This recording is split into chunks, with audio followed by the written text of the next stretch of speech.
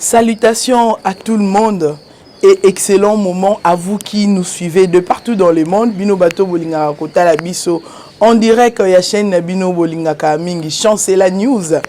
Alors toye lisu sous les noms de Mesana Koloba pour n'accompagner Sabino des actualités et des informations vraies et fiables. C'est votre humble servante Exodus Lukombo, Lema Nena Mesana Koloba pour des intimes parce que je suis de la famille Lema.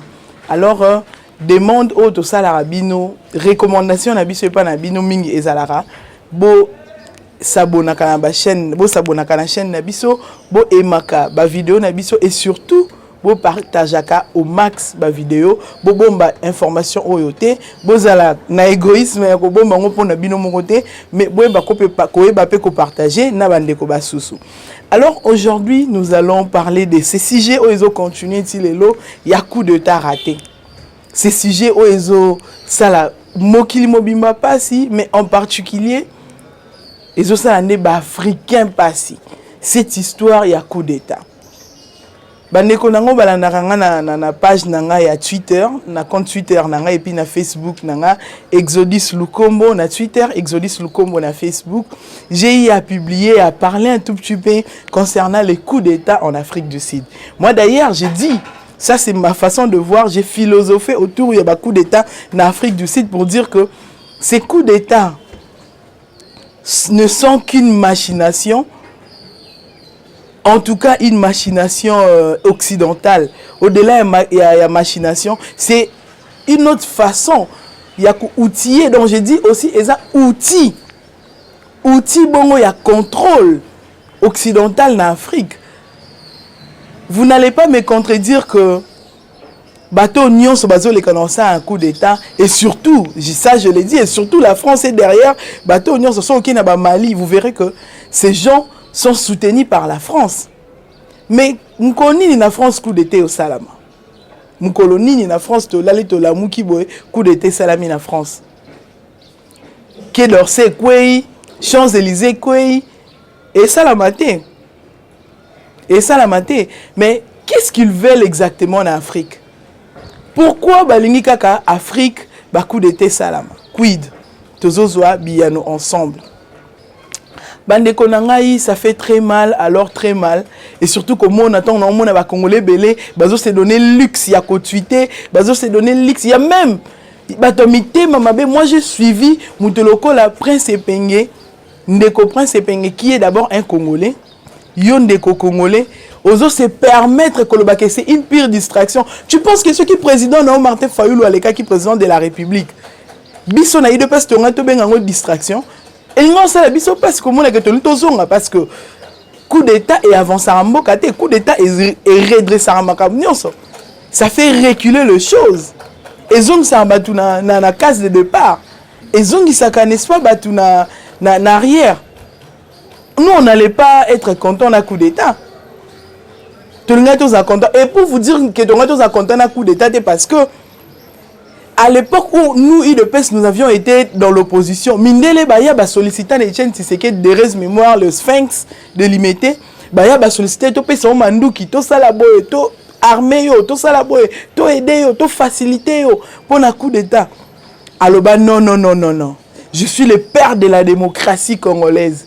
Et pour rien au monde, na rozwaka pouvoir na manduki, na rozwaka pouvoir na papier na bic. Or, qui dit papier na bic, eza mayele, qui dit mayele, bison stoyebi, que celle batu oyo mitu ezo sala, ne baza bato bal soutenaka démocratie. Bato yoko ba papi tamba. Baza bato ils peuvent pas soutenir la démocratie parce que toyebi que sous Kabila, le Congo qui d'ailleurs, les République démocratique du Congo, ils encadrent sur le plan de texte. Alors ne soyons pas étonnés, surtout papi Tamba se permettent de dire des choses. Oh d'ailleurs, un PP, un Coco, mais président de la Ligue de Jeunes dans la partie PPRD. Ça fait mal. Moutema batu nenge et si et béba. Certes, nous sommes en politique où seuls les intérêts nés et Zakaliboso. Mais intérêt na bisonion sont communs zanini. C'est le bien-être du peuple congolais. Et pour le moment, nous avons garant et bilo connaissance. Pour le moment, qui en est l'initiateur? N'est-ce pas le président de la République démocratique du Congo? En la personne de Félix Antoine Tshisekedi Tshilombo. Mais pourquoi cette mauvaise foi? Pourquoi Moutema Mabe Yaboye? Pourquoi? Ça va profiter à qui ces coups d'État ratés? Ceux qui sont salama, qui vont profiter à nan? Ils vont profiter à Moutouté. Bino Bozabi, papi, Bovandi, on a besoin de pouvoir. Alternance et salle malam tozi pouvoir bino bovandi. Mais vous pensez que ceux qui coup d'état ne salama qui ba biso to sita ba combat batu. Ba biso to ça va vivre na biso en danger. To nga to vanda ne to vandi boy. Non. Alors nous n'allons jamais accepter tant que biso UDPS to nimaka te, tant que biso na opposition to nimaka ça la coup d'état te, to zelaka alternance et ça de façon pacifique. To zelaka passation, il y a pouvoir et ça de façon pacifique aux élections. Au gagnant, gagnant, perdre, perdre. Nous, on a attendu ce moment pendant 37 ans. Jour. Mokolo ngongebe taka. L'UDPS et accédaka na trône. l'UDPS et zoaka pouvoir de façon pacifique. Alors, l'UDPS et kolingate, biso to zoaki pouvoir de façon pacifique. Biso mo to pronaka ba valeur démocratique.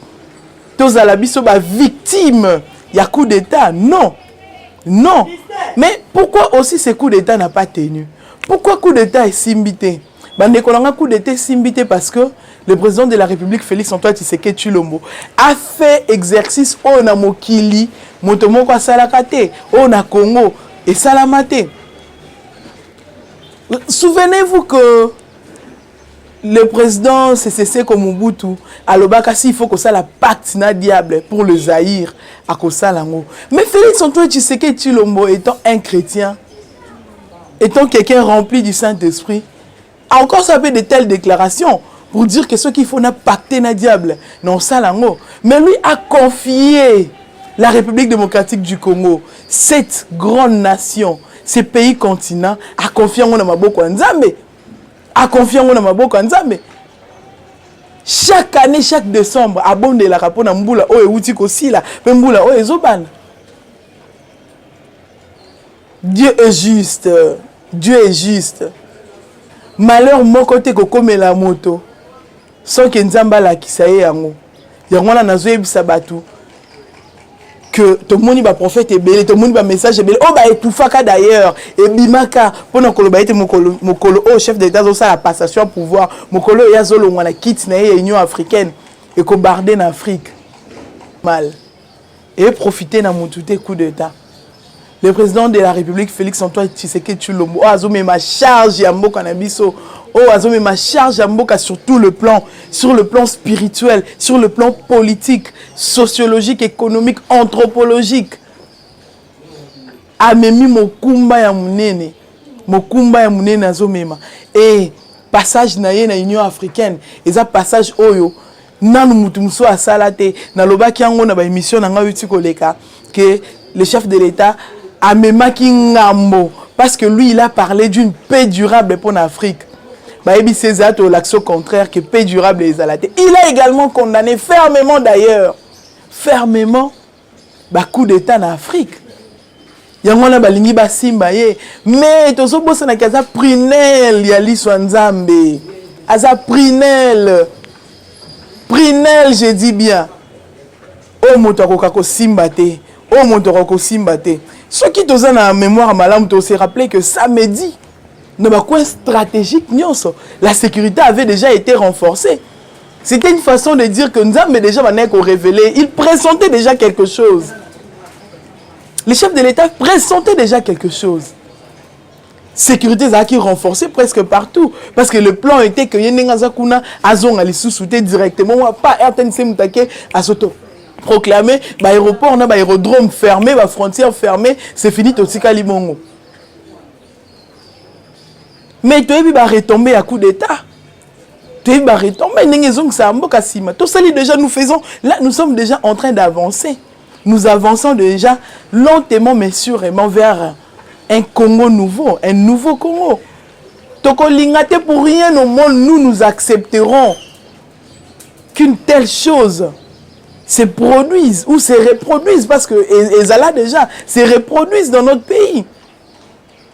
Nous, on ne va pas accepter cela. Génération consciente, non, on n'accepte pas ça. On a le bara toujours, hein. Tu as initié d'ailleurs quelque chose, tu as une initiative Congolais changeant. Congolais, tout ça, la banalise, moko objective. Au lieu qu'il y ait caméra, attends, aux autres tweeter, aux autres partager quelque chose dans Facebook, banalise, na biso, éthique, na constance, na objectivité, moko boy. Moi, je vois des gens écrire, applaudir pour un coup d'état, pour un moment, non souhaiter coup d'état, il fallait les nango. Mais on a mototo motonyama. Mototo motonyama. Qu'est-ce que Félix a fait pour mériter coup d'état? Félix a aillé na démocratie. Félix a aillé na peuple d'abord. Félix a aillé na gratuité. Félix a aillé na liberté d'expression. Félix Oyo, lobby kuna le Congo des intouchables. Le Congo ba touchable. Hier, ezalaki Congo y a trafic d'influence. Le lobby sont commis égaux. Une telle personne, ma béni na sali. Muto alingi asangi, ça pas au 5 Afrique. Muto aye na état de siège. Tozo mona neni bilan état de siège ezozala. Muto yo déjà, Cour internationale de justice, certes, le Lobazo Lukaba s'est racheté, mais tu as une mutualisation et bêta qui les Occidentaux, la partie occidentale, n'est pas bêta maki. La mutualisation, l'intérêt na bango ba monaki na est. Et comme ils ont freiné grâce à coup de il y a état de siège. Ça fait très mal. Mais ma réponse la question que je se pose, pourquoi il y a coup d'état en Afrique? Pourquoi Kaka Congo Barnabé a tué pour dire qu'après Mali, après le pays, il y a coup d'état ou tout ça, Congo est allé épargner. Mais c'est un message, qui est alarme. Seulement que le plan d'Abango est échoué. Le plan d'Abango est zanito. Et déjà que on est depuis Kalana Est. Ben de son et profiter na bango pour minérer kene. Ben de son et profiter na bango pour minérer kene. Ensemble avec les occidentaux, oh bah ça d'ailleurs Congo na embargo sous Kabila. Congo tozaki na embargo, to somba minduki te. Mais bazote ke là, ba groupes armés minduki pour ba bumabiso na est. Bazote ke ba groupes armés minduki pour na est biso ba continuer aussi là. Banani basala qui facilitation à marché ce sont des kabilistes. Basali tout Congo et son massou mindu qui était tous à son position mindu qui était pour tous à la position faiblesse, ba groupes armés bazana na mindu qui oh bango baza derrière yango, mbo soit ganga que le colonne parlement, quitter les groupes armés. Pourquoi mbo soit ganga? C'est parce que yebi que na kati parlement wana, a yebi que na Congo awa.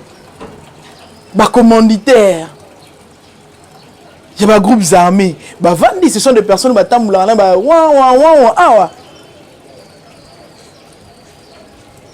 le coup d'État a échoué. Et puis, quand coup d'État a échoué, c'est fini. Nenge coup d'État échoué, c'est fini, c'est fini. Et donc, ils allaient sous-souter. Et d'ailleurs, vous savez pourquoi est-ce que le président de la République a voulu rester aux côtés de toutes ces personnes? Parce que jusque-là, Moutazana nous l'a dit, bon, cité, et ça, Ndeko François Béa. Mais Ndeko François Béa, tu as un bon Congo. Tu as comme un expert dans la sécurité. Tu as comme un expert dans le renseignement. Attends, un bon Mboka. Quand travailler dans Moutabongo, qu'on bénéficie de l'expertise, c'était une façon de récupérer un bon Mboka. C'est-à-dire, tant que tu as formé bateau autour de expertise na yetia za ki wana na temps nyoza mo kota mo konzamboka a aider pemboka to bénéficier d'une expertise na en formant des personnes, n'est-ce pas, au bazar autour na ye. Ni Congo on est bénéficiaire. Seulement muté ma ben des hommes mabatu na makambo ezomi mabango tozo condamner ti na dernière énergie. Alors na dernière énergie na biso tozo condamner coup d'état. Mais tozo tient en garde mutu nyos oyo même atana ndoto akolota coup d'état. Ba okuta na biso na nzela na bango pe ba okuta na nzambe na nzela na bango. Non, non, non, non, non, cette histoire est que ça m'a sauté dans le cannabis. Mais moi, je vais dire quelque chose. Ne soyons pas surpris.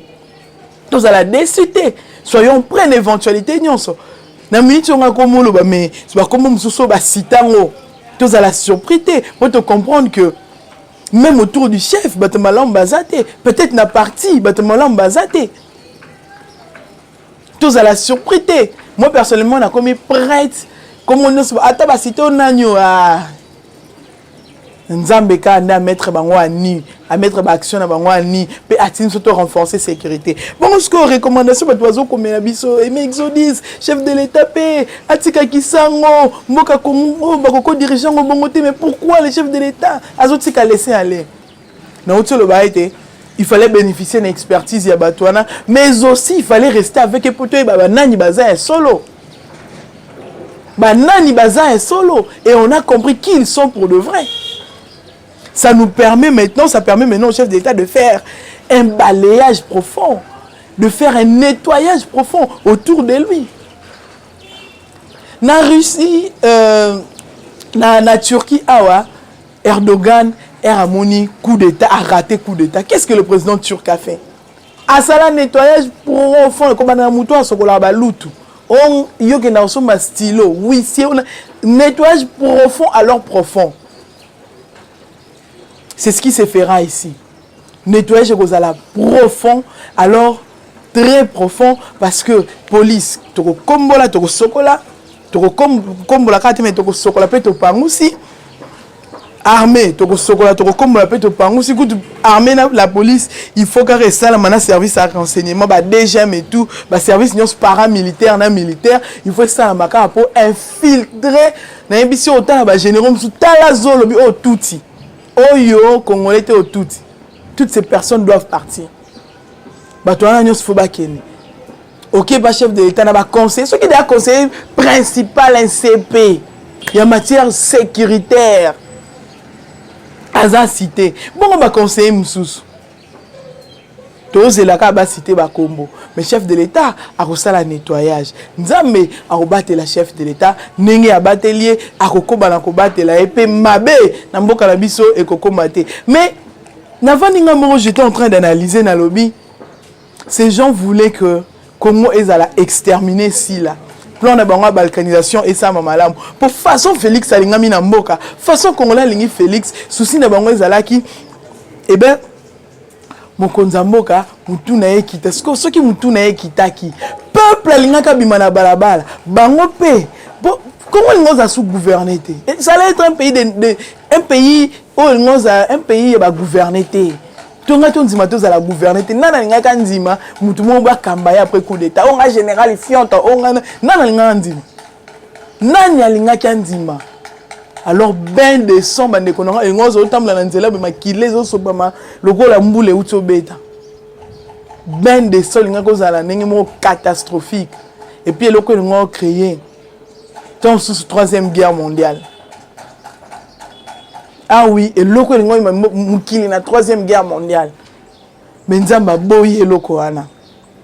Nzamba boyi alobi surtout pour na Félix je ne veux pas je ne veux donc nzamba boyi alingango te peuple to lingango te to boyi mboka déjà tozo kene to mandasu kozonga na sima to boyi toza mposa to mona président na biso de la République avant na wana soka silisi mandat na ye atikali wana to beta histoire qui toza na to komi na des sénateurs à vie ata constitution na peut to changer très prochainement pour cette histoire est à budgévore. Il y a qu'un bon budget. Mais au moins, on saura que nous avons déjà 2 ex-présidents de la République. Tito qui nous commande au com. Mais les gens m'ont également écrit Exode. Est-ce que l'oko est parce que Monique est élection au Salama? Est-ce que ce n'est pas dû à l'impréparation? Mais oui, je l'ai dit ici, quand ici qu'on a vendu. Quand ici qu'on a vendu. Et puis quand semaine aussi là. Naloba kiango, nalobi. Impréparation, oyo fayulu bazana ngo bakatumbi les autres. Impréparation, oyo ko mabiso na makamusus. Et surtout passage sortie médiatique yande ko na biso Denis Kadima. Nenga leki abeti da masolo ya feuille de route, oyo ko annoncer déjà que élection ko salam. et le quoi et ningisi bango pour on s'attendre à glissement bon benga bango to se mettre ensemble l'émission se met ça à repenser que pour élection et salama il faut non bah se mettre ensemble to kene no glissement et tout ba dialogue pour ba ebi kene ba dialogue ba lia kaka yango moni ba plateforme politique comme belé sauter ba chaîne YouTube comme ka biso les ressortissants de Kingani nous les tshisekedistes nous les fascistes nous ba plateforme salami aux génération pour ba génération Kabila et basculer muyibi ayibi mbonga ba ya ba enseignant ayibi mbonga ba élève ayibi mbonga gratuité a changer forme donc ba tumsu bazana bango fluide ko Laurent Maille au tient na sanya comme la forme sanya au tient na copa comme la forme en coupe Willy Bakonga a basculé pour il pas au Lukakota il pensait à tout ça en tout cas toutes ces personnes maintenant c'est la bombe ce que Bamoni Denika Dimaleki a expliqué une feuille de route et ça cartographique à la thèse au Salama il a expliqué des choses et lesquelles ils disent mais puis toi non préparé nous ne sommes pas encore préparés. Moi, je suis sais que d'aligner le bisoni. Mais si tu as échoué à organiser l'élection, mais coup d'État, nous avons préparé. Bon, ça, on se moni glissement, salami, élection, salami, avant les sous 10 ans, 15 ans, à s'éterniser. Voilà, même si tu as le bané mokondi. Yo, ça, ta démocratie, yo, les gars, yo, et l'eau comme à cassi, yo, la démocratie. Mais nous avons que les Libanais ont valeur ou comme une anti-valeur. Na yemoko Sphinx nga bimini na ndoto linga loti ndoto mwana na Sphinx ngolo basuki coup d'état sala même nzamba ngolo ba yo kamaki mboko beko kam tamusa mboko mais osali 15 ans 20 ans ndenge nini ozo organiser élection j'ai dit bien pour encore mais la paix peut-être na ba raison moko to ligne to changer constitution mais organisation et élection ko salama ne suis batu ne suis opposition ne suis bloc patriotique la Mouka FCC et suis Batouana Nyonso même Batouna Katia union sacrée o ba comme ça union sacrée union salée o ba ya ko sisé na Katia union sacrée même bango pas ça complice ngala lobaki les gouvernements les parlements ba kombe ko tangama na ba gouverneur ba ville mususu ba kombe ko tangama la liste elle est sûrement longue sûrement j'ai dit longue ba relevé téléphonique et mon ba numéro ba d'économie mususu ba becho les ba dicter ki ba numéro tous ba numéro là to benga to ba soka ele kana télé sonner la téléphone à nani donc c'est pour dire que ces gens là sont déjà connus tout tika justice ça ça musana et puis si tu ba sanction ni les go suivre tous là ba ko statuer nini pour na batouana mais to yebi déjà peine nini ils a réservé na batouana mais une autre chose parce que tu betika masola coup d'état ngana biku masola coup d'état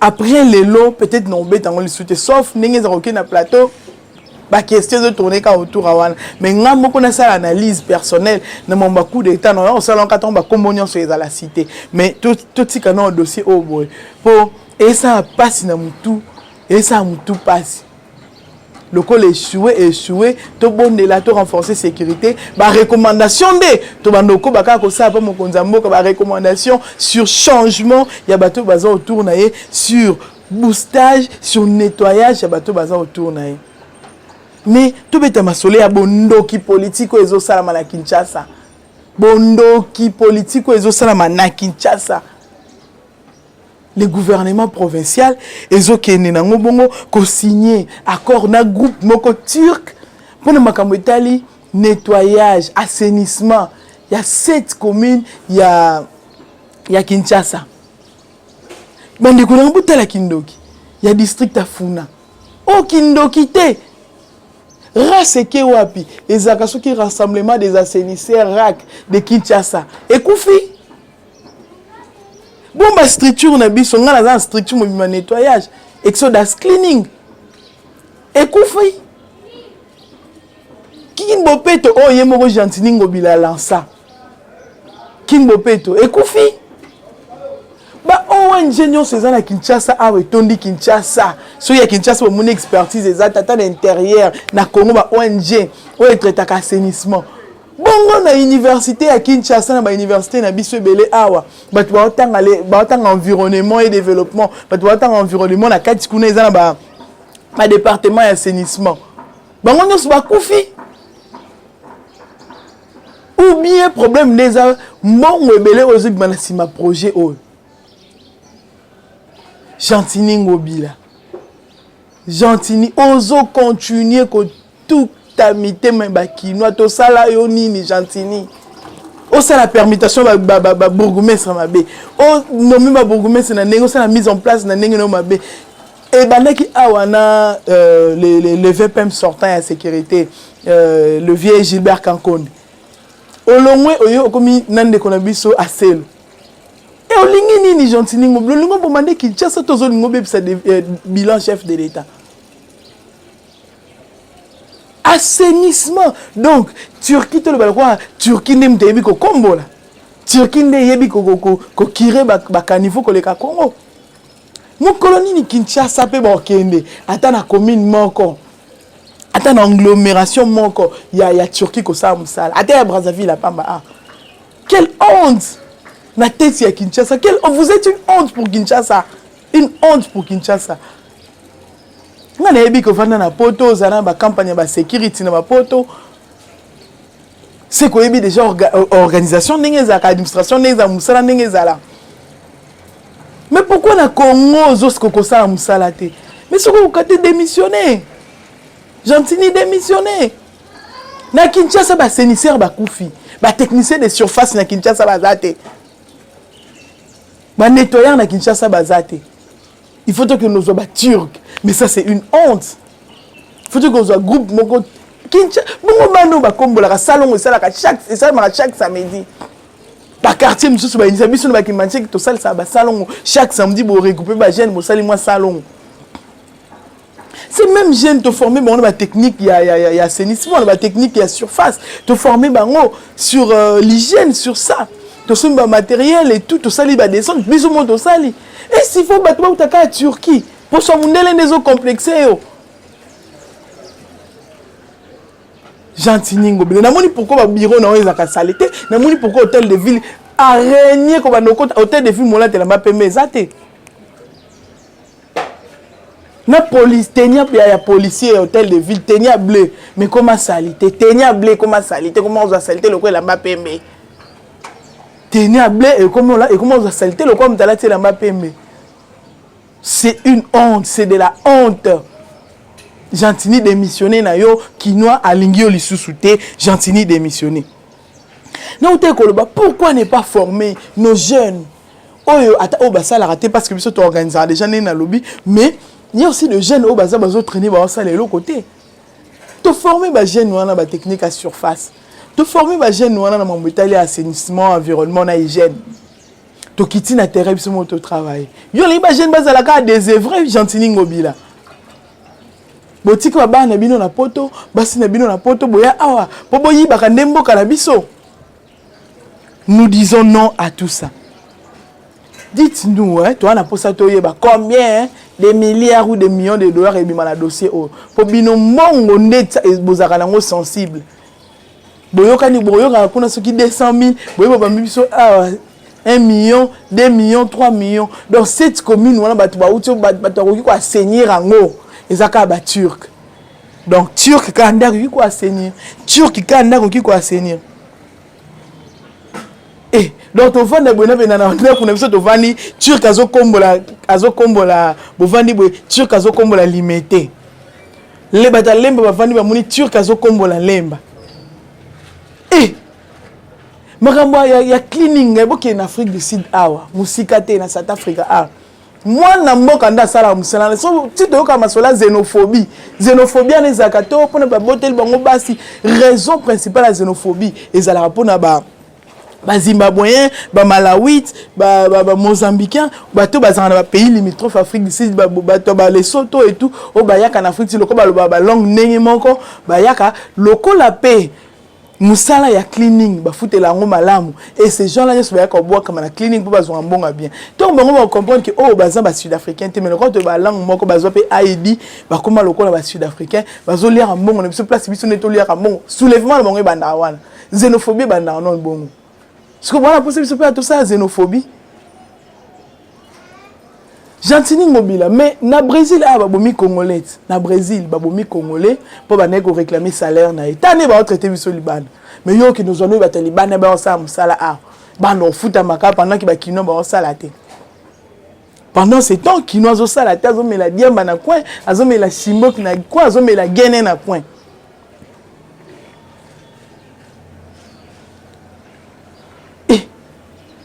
Natikali pena une minute de silence. N'a maillé le silence et dit finalement qu'est-ce que les gens nous veulent? Ils nous veulent quoi? Kaka Gentini Mobila.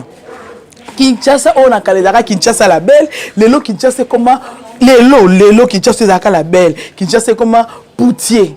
Kin Poutier. Kin la belle et comment Kin Poutier. Mais Kin Poutier pourquoi? Kinshasa et comment Kin. Oh on a le Kin Poutier et comment Kin poubelle na chantier. De la sanction Kin Poutier. Kin poubelle na chantier. Ce qu'on tamboule na Kinshasa. Deux biloko au monde on va impressionner na Kinshasa. Deux. Comment on va impressionner autant na Kinshasa. Des choses on ressent jamais 1 kilomètre sans qu'on monde 1 kilomètre ou 100 mètres au monde en côté. Et ça poubelle na chantier. Maboulou. Zéro trou balançant qui te montre quelques travaux bani mais au monde a Willery awa. Pour bima Willery kabambara ou bima na coin wana au moins pas samba kango 6 mois 7 mois une année et vandi bon au monde flambeau basimbi ngo kutu non te flambeau non basimbi ngo te flambeau kutu non basimbi ngo te Kinshasa nzela koleka na Kinshasa ezaka le soute ok, ne côté ba yolo kuna impraticable victoire au tebaka victoire au tali ba image à victoire kalotali lelo et comment le quoi lola na li felo. Ça fait honte.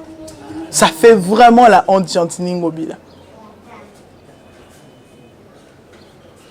Bino mbongonde bolingi. Mais plus ba yibaka.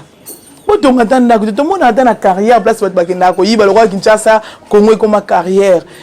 Batonga ta moi tante te so mbule beti bokimbo ki ofana na tante bino ta tante bolingi ko tonga te bozoti ba parasoleil pour so bosisi bokangi parasoleil bokei to timbeli bino pe to pesi bino kaka 3 mois nzela ebonga to boyi projet wana ba turc wana bozong se wana mboka na bango ekoleka te kino boyi bana funa botelema bana ba commune nyonso 7 ya funa botelema boboya.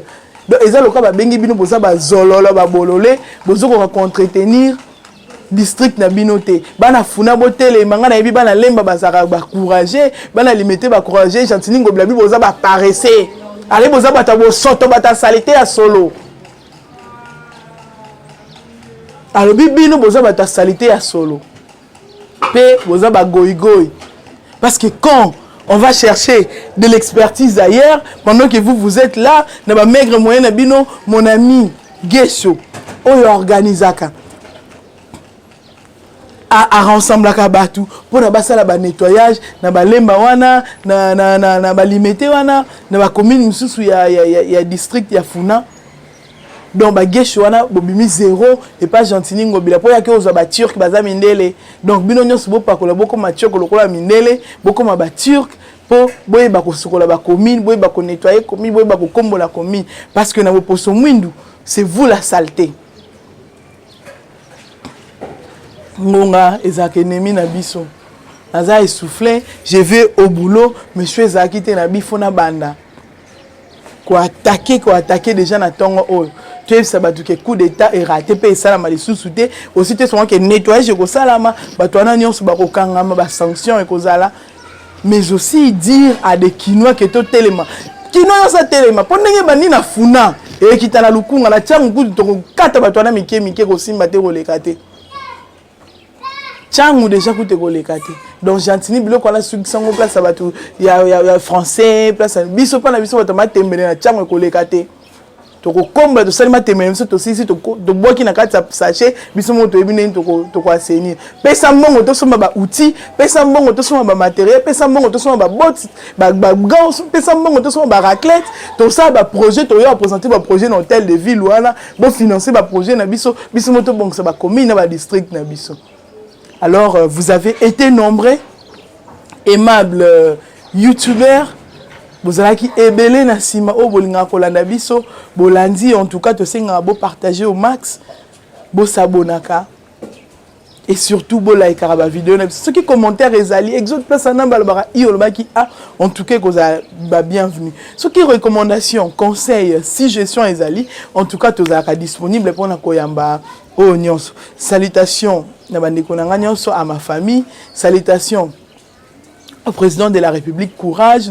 Nous sommes là avec vous, nous vous soutenons. Tin énergie na biso ya suka, pe mbote na bandeko nyonso ya diaspora, tokutani à très prochainement. Le numéro avant na ki na suka parce que votre oiseau comme pona numéro c'est le plus 243 89 97 67 078 plus 243 89 97 67 078 à très prochainement.